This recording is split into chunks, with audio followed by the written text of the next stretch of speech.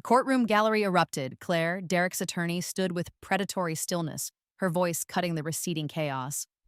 Your Honor, the recording speaks for itself, unequivocally demonstrating the fabricated nature of these claims. This is the victim we are dealing with. Then, my voice filled the room, raw, fractured. 911, what's your emergency? The dispatcher's bored tone. My husband, oh God, he's hitting me again, I sobbed. Ma'am, speak clearly. Your location? My voice choked out our address. He's coming back! A muffled scream, a crack of impact. His hands, throat, can't breathe. Please, send someone now. He's going to kill me. My scream tore through the speakers before the line went dead with a sickening silence. The phantom taste of blood filled my mouth. Yet, as the audio faded, a small smile touched my lips. They thought this displayed my terror. They'd just handed me their noose. Overhead, the sharp fluorescent lights hummed their irritating song, casting a sterile glare. Shadows lay like bruises across the heavy mahogany of the judge's bench. His scowl deepened as my call faded, his eyes dark and assessing, moving from the silent audio equipment to Claire. Counselor Thorne, he stated, his voice a low rumble that cut the stifling air. You understand the gravity of presenting such evidence if its authenticity or context comes into serious question?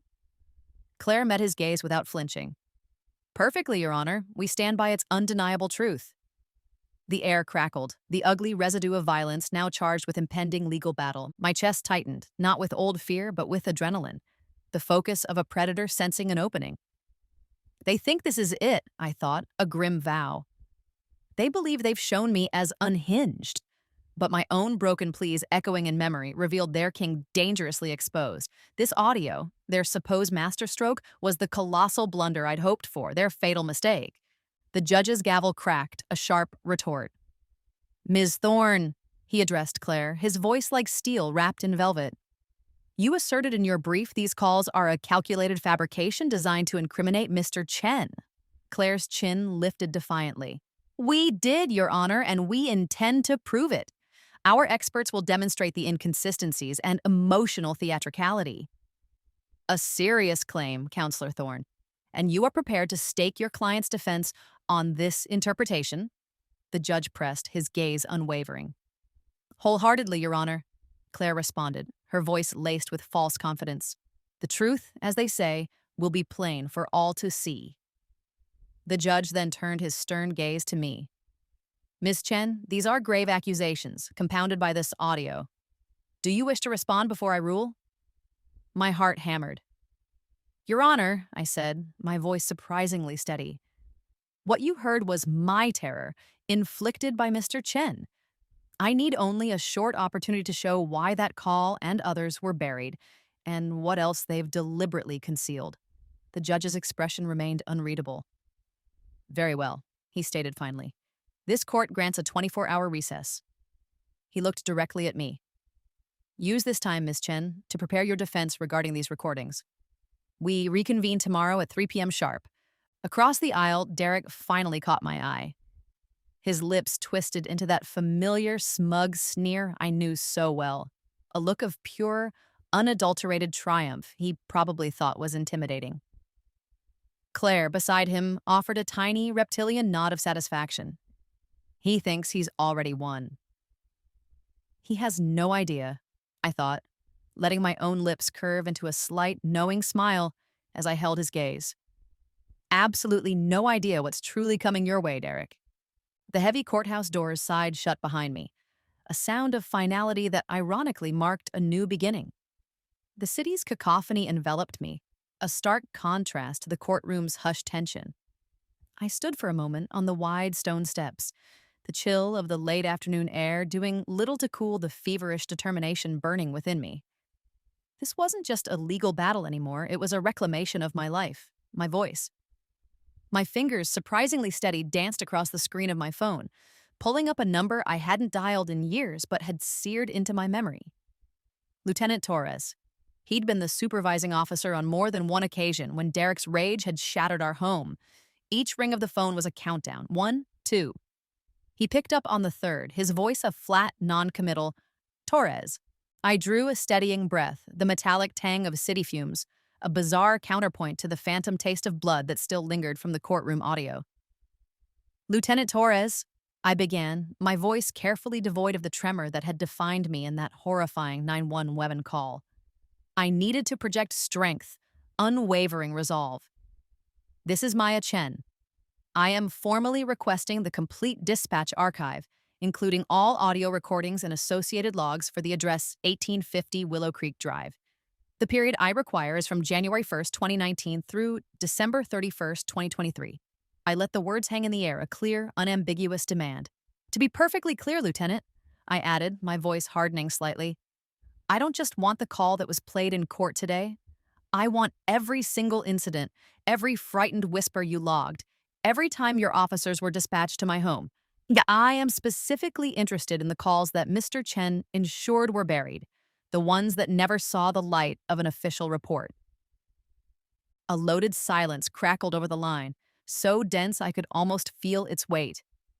I imagined Torres on the other end, perhaps his bland office suddenly feeling too small, too confining.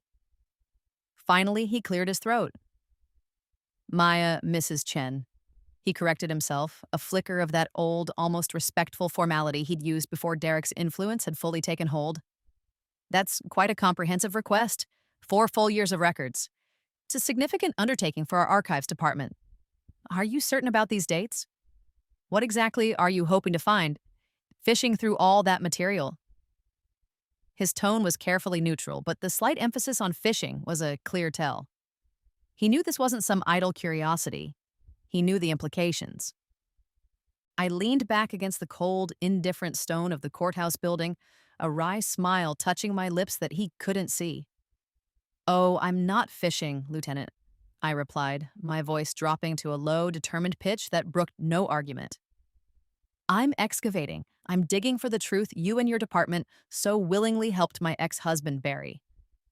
The truth that was conveniently ignored every time I called, every time I begged for help.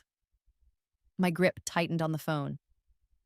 So, yes, I am certain about the dates, and what I expect to find are records of every single call I made, every dispatch that was logged, every officer's body cam footage if it exists, every report that was written, and more importantly, every report that wasn't written. I want the complete, unadulterated history of police interaction at that address. Everything. No more convenient omissions, Lieutenant. No more misfiled evidence. The silence on the other end stretched again, longer this time, heavy with unspoken culpability. I could hear the faint, tinny squawk of his police radio, a reminder of the institution I was now confronting. I imagined him shifting uncomfortably in his chair, perhaps loosening his tie, the walls of his carefully constructed deniability beginning to crumble. He wasn't a monster, not like Derek. Torres was worse in a way. He was a man who knew what was right but lacked the courage to do it when it mattered. A cog in a machine greased by influence. Finally, a sigh, not of resignation, but of a man cornered. All right, Maya, listen, he began, his voice dropping to a near whisper, as if the very walls of his office had ears. You're not wrong to ask. There were irregularities. Things weren't always handled by the book when it came to calls from your address. He paused, and I could hear him take a shallow breath. There was pressure, immense pressure, coming from very high up, concerning any incidents involving Councilman Chen. His public image, his connections within the city administration, they wanted everything handled discreetly. That was the word they used. Discreetly. Which, as you can imagine, meant making sure nothing damaging ever made it into the official record if it could be avoided. He sounded weary, almost defeated.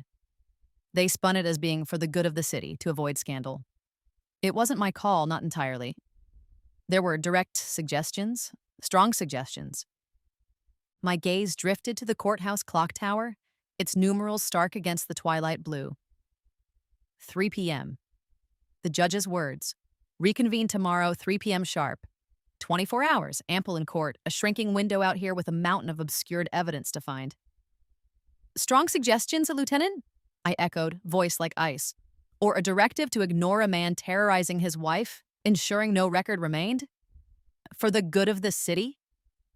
The clock chimed the quarter hour, each strike a countdown. Less than a day to unravel 4 years of lies, find 17 calls, forge a weapon from my past. The scale was monumental, but Derek's smirk, Claire's satisfaction, fueled my rage. "I'm coming for those records, Lieutenant," I stated, voice low, certain. "To your downtown office within the hour. I expect full cooperation. Or shall I tell Judge Morrison you're obstructing my defense preparation?" An interesting item for the city council, perhaps? The City Hall records office was a claustrophobic maze of towering metal shelves, the air thick with the dry, dusty scent of decaying paper. I'd been there less than half an hour, my request already causing a gentle flutter of bureaucratic agitation, when the sharp, insistent click-clack of expensive heels echoed from the polished linoleum of the main hallway. I glanced up at the small, grainy monitor displaying the security feed from the public counter, a grimly satisfied smirk touching my lips. Right on cue. Claire. Her blonde hair a sculpted helmet, her power suit a stark, aggressive statement in the office's drab functionality. She didn't merely walk, she stalked, radiating an impatience that bordered on contempt as she zeroed in on the main counter. Even through the silent camera feed, I could imagine her imperious tone. "I need to see the senior clerk, now." 20 minutes, that's all it took for Derek's Viper to sense a threat and track me here, fast. But not fast enough. The official gears were already in motion. I kept my eyes glued to the monitor. The senior clerk, Arthur, a small, balding man with kind, perpetually worried eyes, scurried forward. Claire leaned across the counter, a predator scenting weakness. "You're Arthur Jenkins, the record supervisor?" she demanded, her voice, even filtered through the cheap microphone, sharp enough to etch glass. Yes, ma'am, that's me," Arthur stammered, visibly flustered. "How may I help you today?" "You can start by telling me precisely what records a Ms. Maya Chen requested not 20 minutes ago," Claire snapped, her gaze unwavering. "I have strong reason to believe she is attempting to access sensitive city information improperly." Arthur swallowed hard, his gaze flicking nervously towards the back office. "Well, ma'am," he began, his voice a mix of trepidation and ingrained officialese. "Ms. Chen submitted a formal Freedom of Information request cross-referenced with victim access rights under City Ordinance 3.27. She's requested all domestic disturbance reports, any logged 911 call transcripts or audio files the city archives may hold, and all associated police response logs and supplemental reports for the address 1850 Willow Creek Drive for the period January 2019 to December 2023. He took a shaky breath. "It's a rather extensive and comprehensive request, ma'am." The effect on Claire was instantaneous and deeply satisfying. Her already pale complexion seemed to drain another shade, leaving her lipstick a stark, painted gash. The hand that had been drumming a power tattoo on the counter froze. "All of it?" she whispered, the single word conveying a universe of dawning horror. "She actually asked for all of it?" Arthur just nodded, his eyes wide. "Every last bit we can locate, ma'am." Claire's composure, usually as unshakable as bedrock, was visibly cracking. But she was a lawyer, a fighter. "Those records are sealed," she spat, her voice regaining some force, though a high-pitched desperation was now evident. "They contain sensitive details about a victim, sealed to protect her privacy. You can't be serious about releasing them based on some obscure loophole." Her eyes blazed. "What you're contemplating is patently illegal and unethical, Mr. Jenkins." Arthur, bless his newfound spine, didn't back down.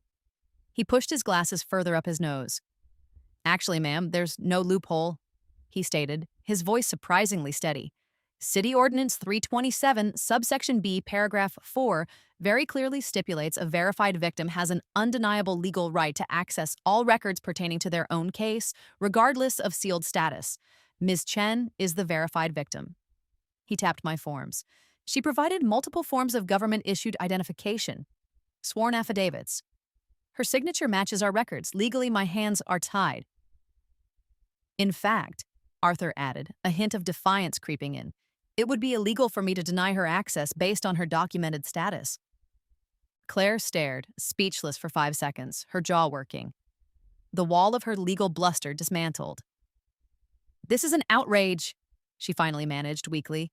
"An absolute Procedural travesty. You haven't heard the last of this, mark my words. Claire recovered with the speed of a cornered animal, her expression hardening into a condescending sneer.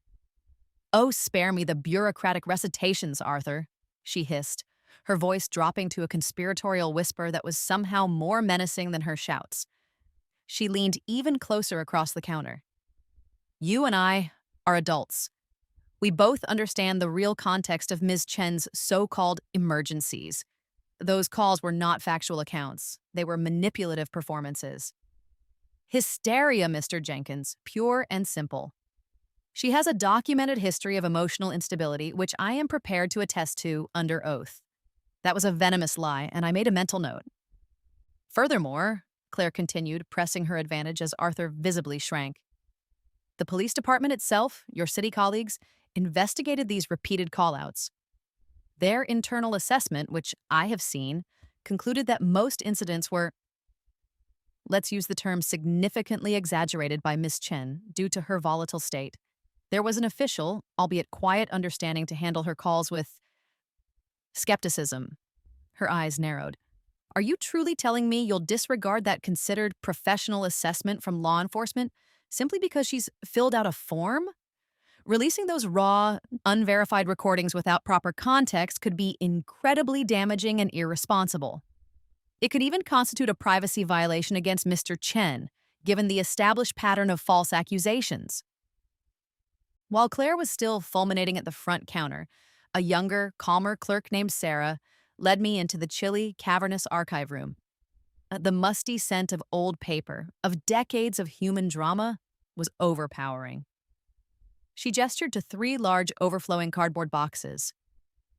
"These are the physical files for 1850 Willow Creek Drive, Miss Chen," she said softly, her expression sympathetic. "For your requested dates. We did notice some irregularities. Dispatch logs that weren't cross-referenced with any formal incident reports, that sort of thing. It was unusual for this volume of calls." This was an understatement and a small, hopeful beat in my chest. "The digital records, 911 audio and the like, are still being compiled from central servers. That might take a bit longer, I'm afraid." "Irregularities?" I echoed, latching onto the word. "Thank you for noting that, Sarah. This is more than I anticipated." She gave a small smile. "It often is. Take all the time you need. There's a small private room you can use." Alone under the buzzing fluorescent lights, I lifted the lid from the first box. Dust motes danced, file after file. And then, just as Sarah had hinted, tucked into a mislabeled folder, a thick sheaf of dispatch logs. Raw data. My breath hitched as I spread them out, one by one. Address, date, time correct, brief, coded summaries. Domestic disturbance, verbal escalated. Check welfare. Subject states assault. 5, 10, 15. My heart hammered. 16. 17 distinct calls for help. I frantically cross-referenced them with the few formal typed police reports present. 3. Only 3 official reports for 17 desperate pleas. The rest vanished, buried, erased. Just as Sarah's irregularities had suggested. This was it, cold, hard proof. The hours in the sterile archive room blurred. Box after box yielded the same pattern, my calls logged, then nothing. Hope dwindled. Was this all? Just enough to prove I wasn't lying, but not enough to expose the system? Then, bottom of the last box, my fingers brushed a slim manila folder tucked away as if hidden. Stamped in faded red. Confidential, beneath. Case dismissed. Chen D versus Chen. Emma, harassment stalking. Incident date 084-2023. My blood ran cold. Derek had filed against me? For stalking? August 14th, the day I'd tried, with a police escort, to retrieve my belongings. My grandmother's jewelry. He'd refused me entry, claiming I was unstable. The officers, useless, advised me to leave. He'd twisted that into harassment. The gall was pure Derek. Trembling, I opened it. Cursory police notes downplaying the encounter. And inside an evidence bag, a CD-ROM. My heart hammered. An old desktop in the corner whirred to life. I slid the CD in. a single audio file. I clicked play, and Derek's voice, his public persona voice, smooth, reasonable, utterly chilling, filled the small room. 911, what is your emergency? The dispatcher's voice was calm. Yes, hello, Derek began, his tone measured like a man reluctant to bother them. My name is Derek Chen, 1850 Willow Creek Drive. I need to report an incident of harassment, and frankly, I'm concerned it's escalating to stalking. Harassment? Stalking? I whispered, clutching the desk. He's describing himself. Okay, Mr. Chen, can you tell me what's happening? It's my ex-wife, Maya, he said, a carefully calibrated sigh of regret. We're divorced, but she can't seem to let go. Can't let go? My voice was a choked gasp. I was trying to retrieve my mother's wedding ring, you bastard. She's been here multiple times today, uninvited, causing a disturbance, banging on the door, shouting. My neighbors are alarmed. I've asked her to leave repeatedly, but she's refusing. Now she's just lurking out by the gate, watching the house. A pause. Honestly, it's quite unsettling. I'm worried about what she might do. She hasn't been herself for a long time. Very unstable. Unstable? The word tore from my throat. He's painting me as the lunatic he always claimed I was. Is she there right now, sir? Is she armed or making direct threats? The dispatcher asked. Yes, she's still out there, just pacing, Derek replied, his voice a masterpiece of feigned fear. Armed? I don't know, but her demeanor is threatening, extremely erratic. I'm a city councilman, you understand? I can't have this kind of instability at my home. It's simply not safe for me. My reputation? I trust you'll be discreet. Your safety? I laughed, a harsh, broken sound. The man who broke 3 of my ribs is concerned for his safety? The dispatcher assured him officers were on their way. The recording ended. I sat, stunned. His narrative. I was the unstable aggressor. He'd twisted my desperate attempt to retrieve family heirlooms into a tale of a deranged ex-wife. The contrast with my genuine terror was stark. The CD whirred to a stop, plunging the room back into a silence that felt heavy, suffocating. For a long moment, I just sat there, his poisonous words slithering in my mind. The audacity, the calculated, cold-blooded cruelty. He hadn't just abused me. He'd laid a goddamn minefield ready to detonate if I ever crawled out. This recording, this masterpiece of victimhood cosplay, was his insurance policy. And Claire, his legal attack dog, had pranced into court so confident, so sure that my genuine terror was the only narrative they'd ever need. Oh, you smug, arrogant bastards! I finally hissed, the words slicing through the dusty air. My own voice sounded raw, unfamiliar, a slow, cold smile, the kind that feels more like baring teeth spread across my face. You thought you were so damned clever, didn't you, Derek? Playing my agony on a loop for the judge, for the press, for anyone who would listen. I picked up the CD, its plastic surface cool against my palm. You thought that call defined me, reduced me to a hysterical wreck. But you forgot something, darling. My voice dripped with a venom I hadn't realized I still possessed. You forgot about your own penchant for performance. The courthouse clock, its chimes muted by distance and stone, had struck 6 p.m. when I found his folder. Court reconvened at 3 p.m. tomorrow, 21 hours. But the core of my work, the crystallization of this new strategy, felt like it needed to happen fast. 12 hours, I declared to the silent, towering shelves of forgotten files. That's the window. 12 focused hours to prepare this counteroffensive.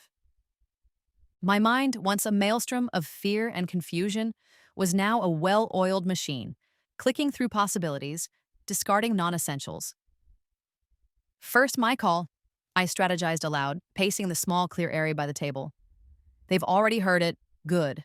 Let it hang in the air again. The fear, the desperation, the pleas for help. Let them relive my reality. I paused, then turned to the CD player as if it were Derek himself. And then, your encore, Derek. Your calm, rational, oh so concerned report about your unstable ex-wife who just wouldn't leave you alone. I could almost see the jury, their faces initially etched with pity for me, then slowly morphing into confusion, then dawning realization as Derek's smooth, calculated tones filled the courtroom. Yes, I breathed, the plan solidifying, taking beautiful, terrible shape. They'll hear the terror of a woman fighting for her life, and then they'll hear the cool manipulation of a man orchestrating a lie. The contrast wouldn't just be stark, it would be a revelation. The jury will finally understand, I whispered, a fierce joy mixing with the cold fury. They'll hear how a real victim sounds and how a monster meticulously games the system. Your own words, Derek, your own indictment. Instead of the icy tendrils of panic that Derek's manipulations used to send coiling through my gut, a strange and powerful calmness washed over me. It was a feeling I recognized, the same sharp, crystalline clarity that had descended in fleeting moments during my darkest times with him. The lucidity that had, on more than one occasion, shown me the narrow path to survival when all other routes seemed blocked. The terror hadn't vanished, not entirely. It was still there, a cold knot in my stomach, but now it was overlaid with something new, a glacial resolve that settled deep in my bones, solid and unyielding.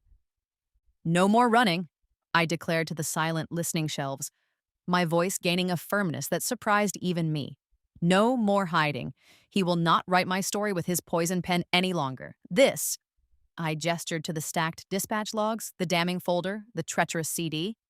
This is where his carefully constructed narrative dies, and mine, the true one, finally begins. This is the arsenal. My immediate task was clear: preservation, duplication, absolute security for every damning piece of his deceit. I can't risk walking out of here with only one copy of this ammunition, I muttered to myself, a general meticulously preparing her battle strategy. I found Sarah, the helpful clerk I'd spoken to earlier, just as she was packing up her few belongings to leave for the day.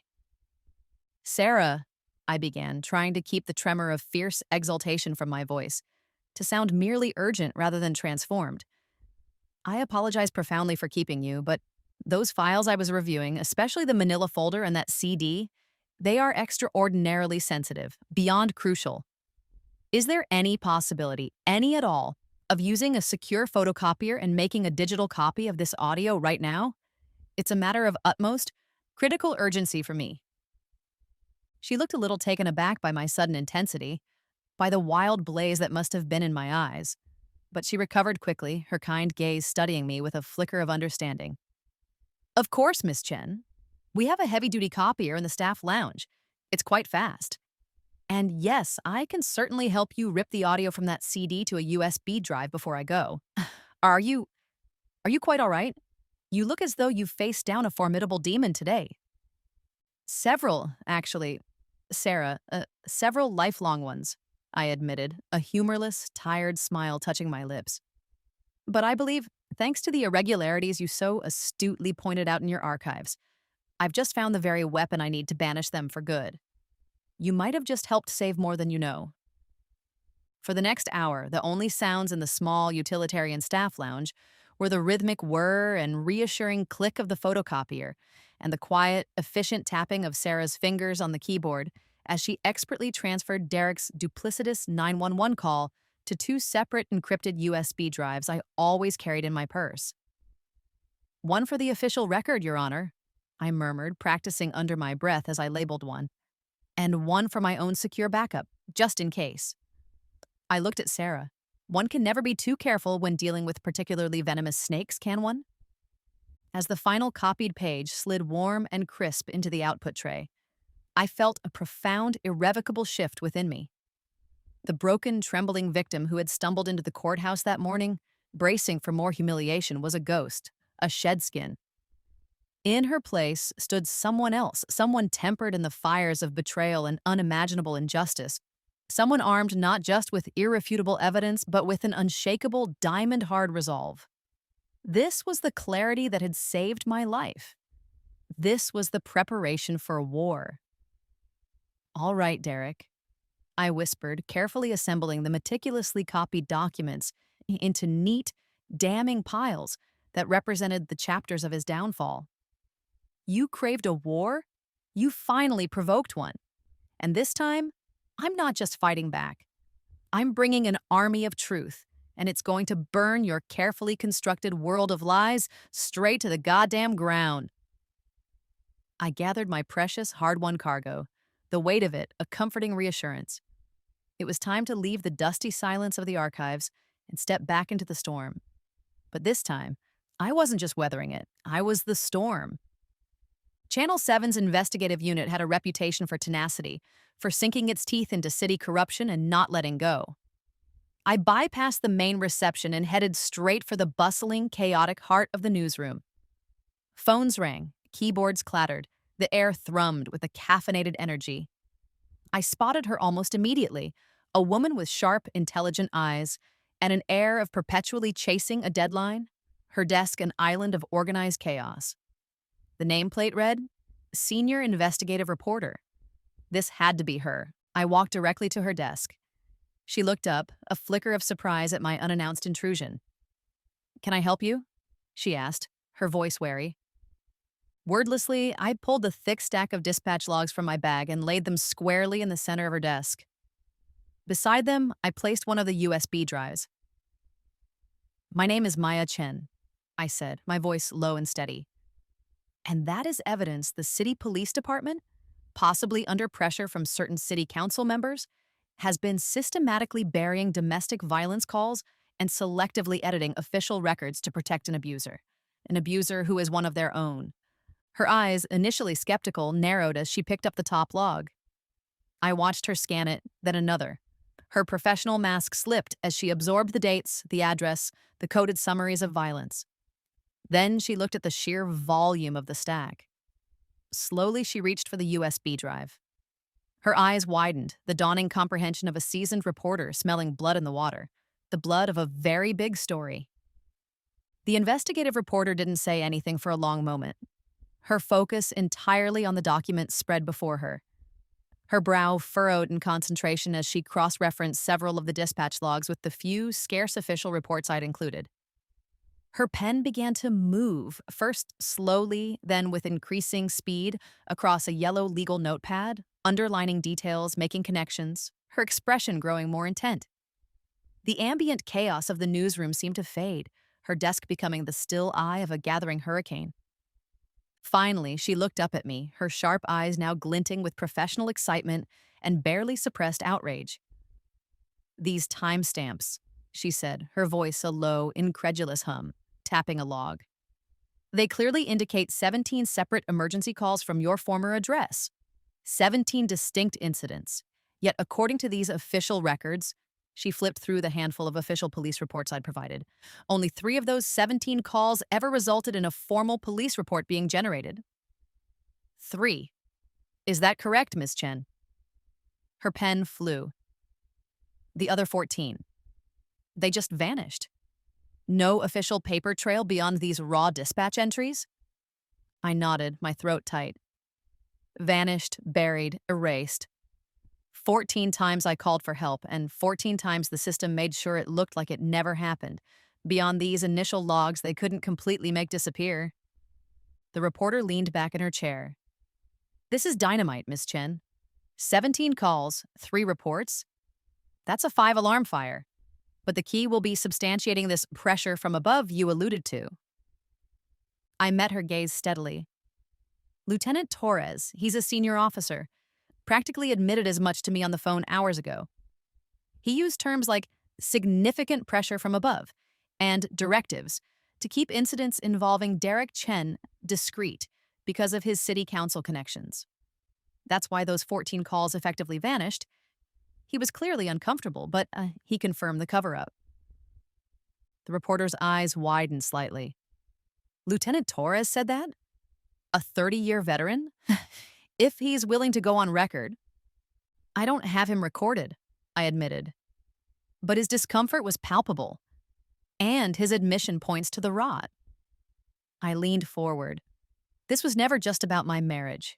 This is about a systemic disease. It's about a culture within our city's institutions that prioritizes protecting powerful, abusive men. It's a system that allows men like Derek, with the right connections, to operate with impunity, confident their actions will be minimized, their records sanitized. I paused, then delivered the payload. And that man, my ex-husband, Councilman Derek Chen, he's just been appointed by the mayor to head the city's new flagship domestic violence task force. His official appointment is due to be announced next month. The reporter's jaw literally dropped. Her pen clattered onto the desk. She stared, speechless, the grotesque implications washing over her in visible waves of shock. The reporter finally found her voice, a stunned whisper. A domestic violence task force, headed by him? She shook her head as if to clear it. The audacity is breathtaking.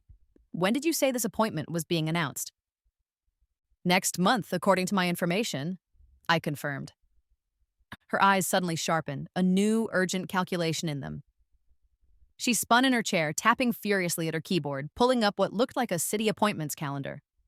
Wait a minute. Wait, just a goddamn minute, she muttered, leaning close to her screen. Then she swiveled back to me, her face pale but her eyes blazing. His confirmation hearing for the DV Task Force leadership. It's not next month, Miss Chen. It's scheduled for tomorrow afternoon. Her voice dropped to a deadly quiet.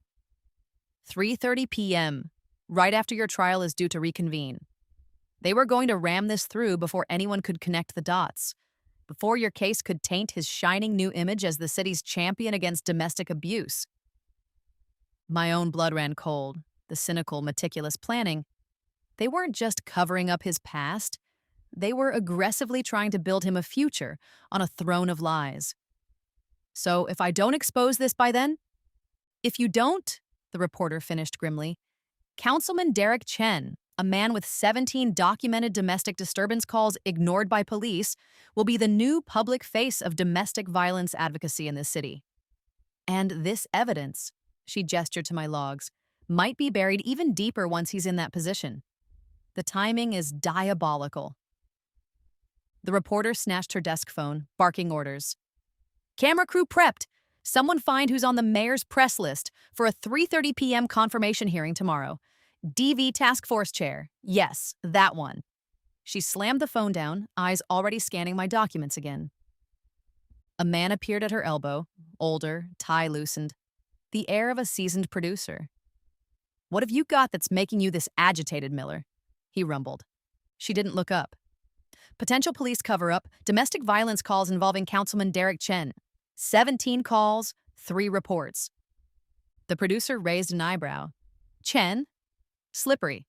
Source? Sitting right here, Miller said, gesturing to me. And she's brought receipts, lots. She then dropped the other shoe.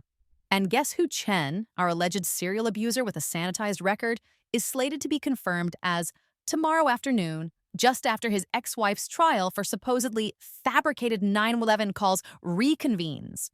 The producer's face changed. You're kidding. Head of the mayor's new domestic violence task force, Miller confirmed grimly. The producer stared. A slow whistle escaped him. Holy mother. This isn't just a story, Miller. This could bring down half the city council if these logs are verified and this timeline holds. He spun. Get legal down here to vet these documents. Stat. And someone get me the mayor's office. I want to comment on Chen's impeccable record for this DV appointment. Suddenly, the newsroom shifted into a higher gear. Phones rang with new urgency. Heads popped up. The producer was already barking into another phone, his voice resonating with excitement. The air crackled. They had it. They understood. My small spark had just ignited a wildfire. The courtroom buzzed, no longer hushed, but crammed with a palpable energy. Every inch of the gallery was filled, but today the rows were dominated by the unmistakable predatory presence of the press. News cameras, both television and still, were positioned strategically, their unblinking lenses trained on the bench, the witness stand, and the defense table where Derek sat. Reporters scribbled furiously in notebooks, their faces alight with the electric thrill of a major story unfolding. The Channel 7 investigative reporter I'd met yesterday, Miller, gave me a curt, encouraging nod from the front row, her producer beside her looking like a cat who'd not only gotten the cream but was about to inherit the entire dairy. The bailiff's voice cut through the murmur. All rise. Judge Morrison entered, his expression even more stern and unreadable than before, if that were possible. He surveyed the transformed courtroom, his gaze lingering for a long moment on the array of media equipment before settling on the parties involved. Be seated, he commanded, his voice resonating with an authority that instantly quelled the room. The silence that fell was profound, broken only by the frantic, almost hungry clicking of camera shutters. I glanced across the aisle at Derek. He was no longer the picture of smug, untouchable confidence. His expensive suit suddenly looked too tight, his meticulously styled hair slightly askew, as if he'd been running agitated hands through it. A fine sheen of perspiration glistened on his forehead and upper lip, despite the courtroom's cool, circulated air. He darted nervous, angry glances at the reporters, then a venomous glare at me, then a questioning, almost panicked look at Claire, whose own composure seemed brittle, her smile fixed and unnatural. He was visibly sweating, the pressure of the unexpected, intense spotlight clearly getting to him. Good. Let him feel a fraction of the suffocating, inescapable pressure I'd lived under for years. The game had irrevocably changed, and he was only just beginning to comprehend the new rules. Ms. Chen, Judge Morrison's voice was gravelly, cutting through the charged silence like a well-honed blade. You requested this court reconvene so that you might present your defense regarding the emergency call audio previously presented by Mr. Chen's counsel. The floor is yours. You may proceed to the witness stand. My heart hammered against my ribs, a frantic bird desperate for escape, but my steps were steady, my resolve a core of steel as I walked to the stand. This was it. My one chance to reclaim my voice, my truth, my life. I arranged the small digital audio player and the neat stack of dispatch logs on the witness stand's ledge before me. I took a deep breath, meeting the judge's impassive gaze, then letting my eyes sweep deliberately across the faces of the jury, then finally, briefly, landing on Derek. His eyes were cold, narrowed slits filled with a furious, murderous contempt. Your Honor, members of the jury, I began, my voice surprisingly clear and strong, amplified by the courtroom microphone so that every word resonated. Yesterday, this court heard a recording of a 911 call I made. A call made in a state of profound terror. Counsel for Mr. Chen, Ms. Thorne, attempted to portray that call as a fabrication, as mere emotional theatricality. I saw Claire flinch almost imperceptibly at the echo of her own words. Before I address that specific recording, however, I would like the court to hear another 911 call. This one was made by Mr. Derek Chen himself, approximately 6 months ago on August 14th of last year.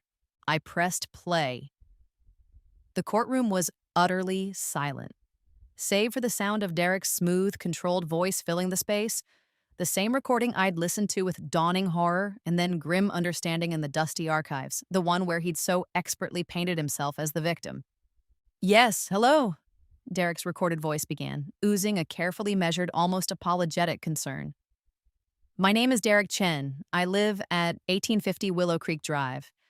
I need to report an incident of harassment. And frankly, I'm concerned it's escalating to stalking. It's my ex-wife, Maya. We're divorced, but she can't seem to let go. She's been here multiple times today, uninvited, causing a disturbance. Banging on the door, shouting. My neighbors are alarmed. They've called me. I've asked her to leave repeatedly and through the door, but she's refusing, just screaming incoherently. Now she's just lurking out by the gate, hiding in the bushes, watching the house. A dramatic pause, perfectly timed. Honestly, it's quite unsettling. I'm a respected member of this community, Your Honor. Dispatcher. I'm worried about what she might do. She's not, well, she hasn't been herself for a long time. Very unstable, prone to these outbursts. Yes, she's still out there. I can see her from the window, just pacing. It's making me extremely uncomfortable. I'm concerned for my safety. Each calm, rational, utterly deceitful word hung in the air like a poisonous vapor. I watched the jury, their faces initially unreadable, but slowly, subtly beginning to shift. Their attention was absolute. Derek stared straight ahead, his jaw clenched so tight a muscle visibly twitched in his cheek. When Derek's carefully orchestrated performance ended, I paused the player, deliberately letting the impact of his duplicity settle in the stunned, heavy silence of the courtroom. Your Honor, members of the jury, I continued, my voice resonating with a quiet conviction, a strength I didn't know I possessed until this very moment. That was the voice of my ex-husband, Mr. Derek Chen.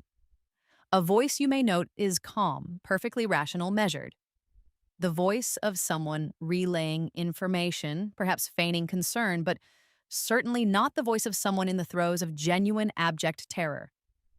Not the voice of someone who has ever been truly, mortally afraid for their life as he so often made me fear for mine. I took another deep, steadying breath, steeling myself for what came next. Now I would like you to hear my 911 call. My call from that very same day, August 14th. The day Mr. Chen, in his recording, so convincingly claims I was stalking and harassing him.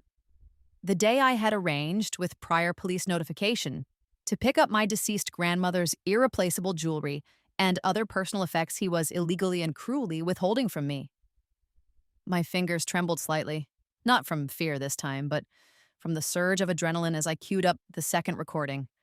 My own voice, raw and broken, a stark, horrifying contrast to his calculated theatrical composure. The courtroom was plunged back into the nightmare I had lived. My voice, thin and shaking, cracked and desperate, begging the operator, please, you have to send someone. He locked me out. It's February, it's snowing heavily. I only have my nightgown on. He has my phone, my purse, everything. He's inside, screaming at me through the door. He said if I don't leave his property, he'll make me regret it. He's hit me before, so many times. I'm so scared of what he'll do. Oh God, please hurry. I'm so cold. I can't feel my feet anymore. The sobs, the uncontrollable chattering of my teeth, the sheer, unadulterated terror in every syllable painted a picture so vivid, so brutal, that several jurors visibly winced. One older woman on the jury openly dabbed at her eyes with a tissue. Even some of the hardened press members looked profoundly shaken. The metallic taste of remembered fear flooded my own mouth again, but this time it was mixed with the empowering, cleansing tang of imminent vindication. The raw, unvarnished agony in my recorded voice died away, leaving an echoing, profound silence in the courtroom. Even the incessant clicking of cameras had momentarily ceased. All eyes were on me, then flicked with a new, searching intensity to Derek. He couldn't take it. The carefully constructed facade of the calm, aggrieved victim, the respected councilman, was shattering under the undeniable weight of my undeniable truth. He surged to his feet, his expensive chair scraping loudly, jarringly against the polished floor, his face a mask of contorted, almost purple fury. Claire shot out a hand, her nails digging into his arm, attempting to restrain him, her eyes wide with professional alarm, but he violently shook her off. Objection! Your Honor, this is a circus, a complete and utter travesty, Derek roared, his voice no longer smooth or measured, but harsh and trembling with an uncontrolled rage that was far more revealing than his feigned fear on the recording. He pointed a shaking, accusatory finger at me. Those calls prove nothing except that she's unstable. She's manipulative. She's always been. Those emotions, that pathetic crying, it's all an act. She rehearsed those lines, Your Honor. She's an actress, a consummate performer, a pathological liar trying to ruin my life, my career. Judge Morrison's gavel cracked down, sharp and decisive, like a rifle shot in the tense room. Mr. Chen, control yourself immediately. You are out of order. Sit down this instant, or I will have you removed from my courtroom and held in contempt. His voice was dangerously low, each word imbued with icy authority. Your attorney, Ms. Thorne, can make any appropriate objections. You will remain silent, or you will face the consequences. Claire was already on her feet, her face pale, but her lawyerly instincts kicking in, trying to salvage the rapidly deteriorating situation. Your Honor, we do object to the theatrical and prejudicial nature of this entire presentation, and we maintain, as we have from the outset, that Ms. Chen's recordings are not credible evidence of abuse, but rather further proof of her own well-documented emotional instability and manipulative tendencies, as Mr. Chen just emphatically stated. We were, in fact, about to present expert testimony to that very effect before Ms. Chen began her performance. The judge looked at her, then at me, his expression unreadable. The objection is noted for the record, Counselor Thorne, and your planned expert testimony may soon be rendered irrelevant.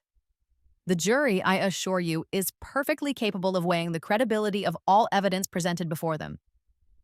Ms. Chen, do you have anything further before I take these dispatch logs you've provided into consideration? Yes, Your Honor, I most certainly do. I met Judge Morrison's gaze directly, then Claire's with a cold challenge, then let my eyes rest witheringly on Derek, who was now slumped in his chair, breathing heavily, his face flushed a dangerous mottled red. Mr. Chen claims I am unstable, manipulative, an actress. His counsel, Ms. Thorne, suggests my terror was rehearsed for effect. Perhaps. My voice was calm now, dangerously so, a chilling counterpoint to Derek's earlier outburst. Then perhaps Mr. Chen, or his esteemed and highly paid counsel, can explain these official documents. I walked with deliberate, measured steps towards the judge's bench, holding out the neat stack of dispatch logs, their weight reassuring in my hands. The bailiff, his face impassive, intercepted them, handing them up to Judge Morrison, who accepted them with a grim nod. "What you are now looking at, Your Honor," I announced, my voice ringing with newfound strength through the utterly silent courtroom. Every reporter scribbling frantically, every camera lens unwaveringly focused, are the official dispatch logs obtained under a formal request from the City Police Department for my former address, 1850 Willow Creek Drive, covering the period from January 1st, 2019 through December 31st, 2023. The same 4-year period during which Mr. Chen and his counsel would have you believe I was merely exaggerating, misinterpreting, or fabricating isolated incidents due to my supposed instability. I turned slowly, deliberately, to face Derek and Claire directly, then addressed my next words to the judge but ensured they heard every single damning syllable.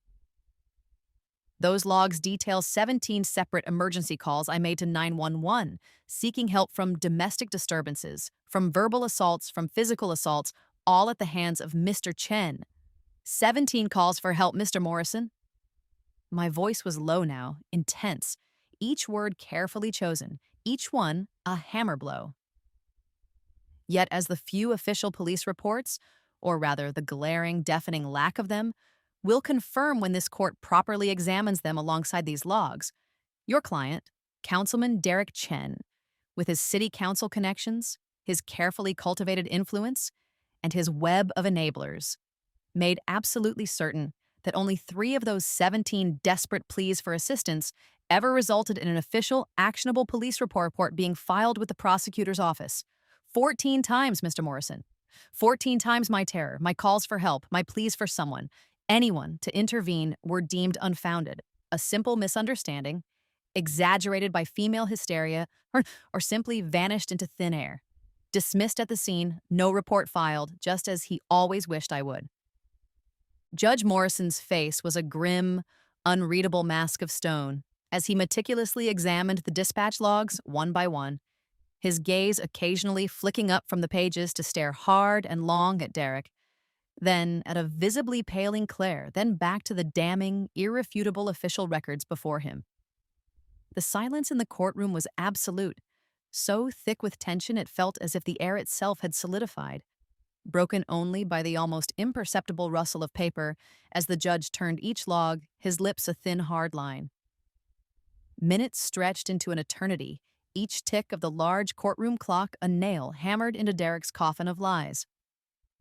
Claire attempted to whisper something urgently to Derek, her hand fluttering towards his arm, but he sat rigid, a statue of crumbling arrogance, his eyes wide, fixed on the judge and the cascading evidence that was systematically dismantling his entire life, his reputation, his carefully crafted illusion of respectability. Then, the judge laid the last dispatch log down upon the growing pile. He picked up his gavel, the polished dark wood seeming to absorb all the remaining light in the room. He didn't look at me. He didn't look at the jury. He looked directly and with an expression of profound judicial contempt at Derek. The gavel came down once, a single, sharp, definitive crack that echoed through the silent chamber like a gunshot. A final, irrevocable punctuation mark. Derek's face, already pale and strained, seemed to visibly crumble, to collapse in on itself. It was the look of a man watching his carefully constructed fortress, his entire world, turn to ash and dust before his very eyes. His gaze darted frantically to Claire, a silent, desperate, uncomprehending accusation. It was then, in that horrific, crystallizing moment of public ruin, that the full realization clearly hit him, the devastating understanding that these weren't just my words, my hysteria. These were official city records, archived, indelible, unburyable. Records Claire, in her supreme arrogance and unwavering confidence that only their narrative would ever prevail, had clearly never warned him could possibly surface, or perhaps had assured him were deeply and permanently interred. Her fatal oversight, her professional malfeasance, was now his very public, very permanent execution.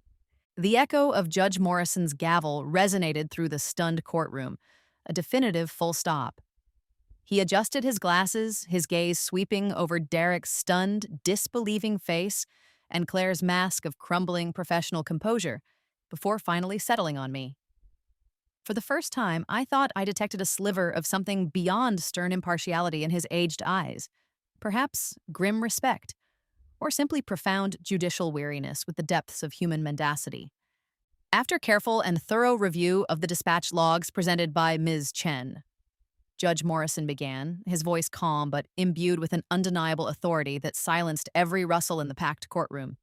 And in light of the stark, frankly disturbing, and deeply concerning discrepancies between these official city records and the previously filed police reports, or, more accurately, the distinct and repeated lack thereof, as well as considering the powerfully contrasting natures of the two emergency calls played before this court, he paused, allowing the weight of his preamble to settle.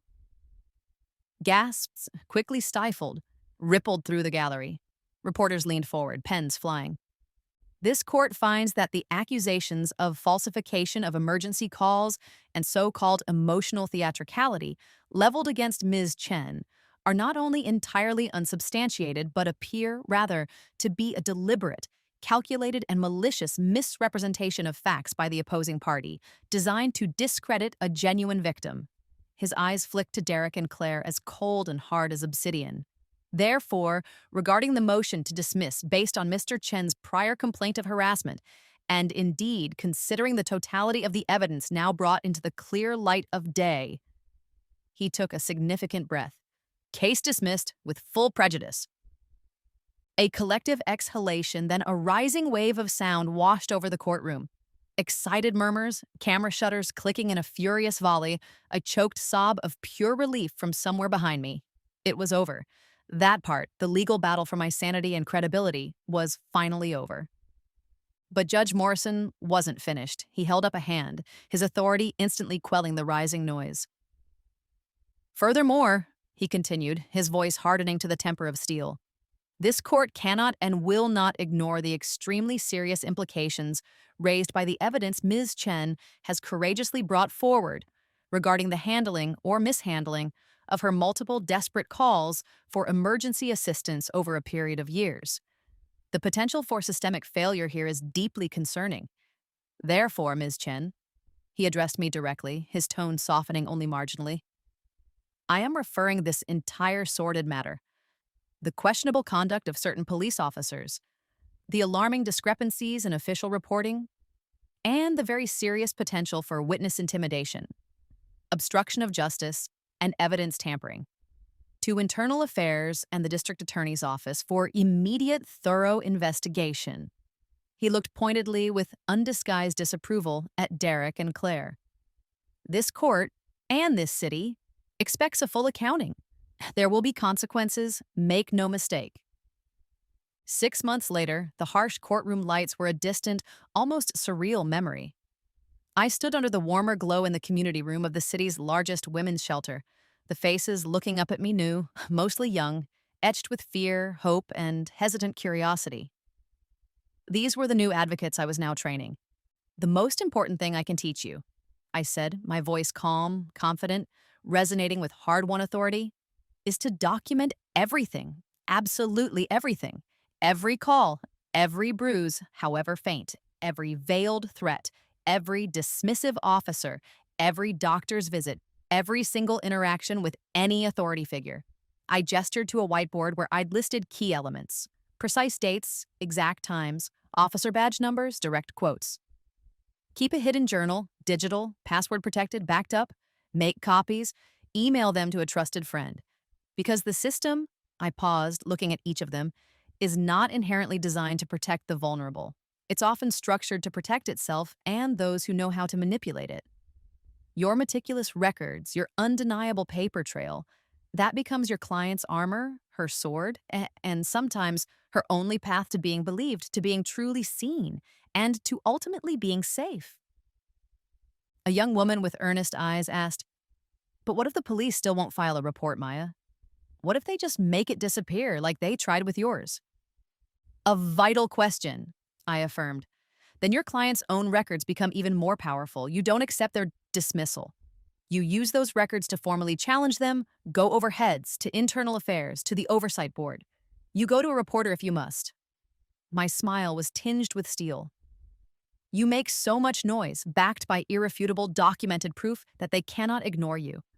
It's not easy, it's not fair, but it is winnable. Change is possible, one documented fact at a time." And change, however slow, had rippled out. Derek's DV task force appointment had been unceremoniously withdrawn the day after Miller's expose, the mayor citing unforeseen personal reasons, before the 17 buried 9/11 calls became undeniable public record through the IA investigation Judge Morrison ordered. His political career was ash, his reputation beyond salvage, now reportedly buried under legal fees and facing potential perjury charges. Claire Thorne's law license was summarily suspended by the bar, armed with court transcripts and evidence of her misrepresentations. Last I heard, she was selling real estate under her maiden name in a neighboring state, her sharp legal mind reduced to hawking properties. Lieutenant Torres opted for an early, quiet retirement a month into the IA probe, his career ending not with commendations, but under a cloud of suspicion for his discretion in politically sensitive cases. And me? I was healing. Nightmares still visited, but their edges softened. My grandmother's silver locket, once sneeringly withheld, now sat on my dresser, catching the morning light that streamed through windows Derek would never again darken. Each glint a promise of a future he couldn't touch, a future I was building, one documented step at a time. The fight had been worth every scar. I often share that with the new advocates, a piece of wisdom forged in the crucible of my own experience. Sometimes, when the system itself is complicit, the only way to truly get justice is to give them enough rope, meticulously documented, and then simply stand back and let them hang themselves with their own carefully constructed lies.